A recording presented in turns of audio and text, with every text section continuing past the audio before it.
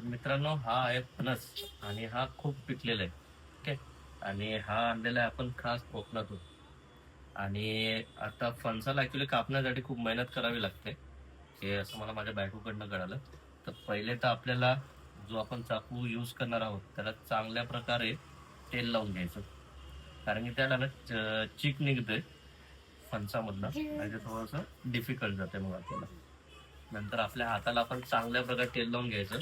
नाहीतर काय होईल की त्या चिकाने ना आपले हात पूर्ण काळे होऊन जातील. ठीक आहे. तर मी चांगल्या प्रकारे तेल लावून घेतलंय.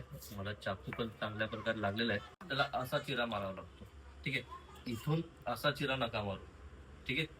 तर जिथून फणसाचं शेंड असेल, ठीक आहे, तुमच्या भाषेत काय म्हणतात माहिती नाही, जे काय असेल त्या साईडने आपल्याला कापायचं आणि उभा कापायचा, आडवा नाही कापायचा. ठीक आहे. तर आपण आता कापूया.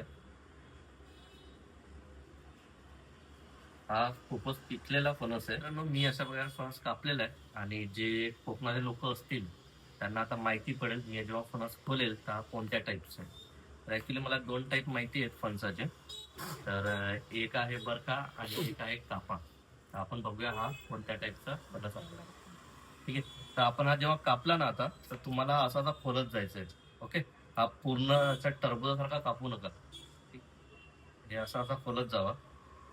थोडा दूर चाल ना. हा असा खोलत जावा, तर तुम्हाला माहिती पडेल की हा कोणत्या टाईपचा फणस आहे. तर जे पण कोकणी लोक हा व्हिडिओ बघत असतील त्यांनी नक्कीच कमेंट करून सांगा की हा कोणत्या जातीचा फणस आहे ते.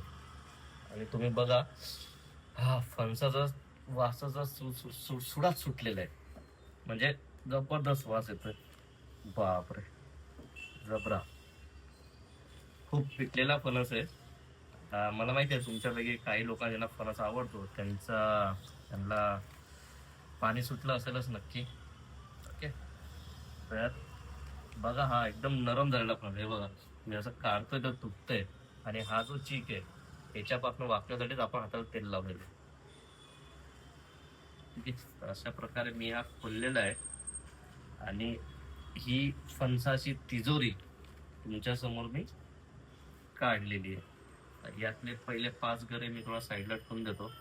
माझ्या बायकोने मला इन्स्ट्रक्शन दिली आहे की 5 गरे साईडला ठेवून द्यावे म्हणून. तर हे काढलेत मी 3, 4 आणि हा 5. ठीक आहे. आता यातले हे जे गरे आहेत किंवा चिक बघा कसं आहे. थोडं तुमचं चिक बघा कसं आहे पूर्ण फणसामध्ये. ठीक आहे. तर तर मित्रांनो, ही जी आहे शेंग किंवा याला पाव म्हणतात, तर ही आपल्याला काढायची असते. ठीक आहे. तर तुम्ही हे इथून काढा.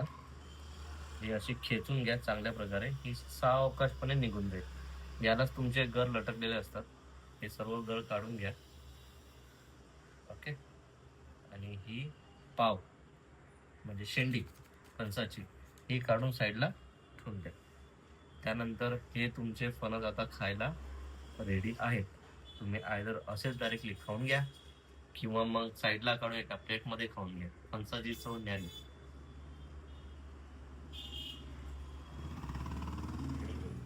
गोड आहे. हम्म. एक नंबर, अप्रतिम. चला, लाईक, शेअर आणि सबस्क्राईब नक्कीच करा. चॅनलचं नाव आहे द धैर्याज वर्ल्ड.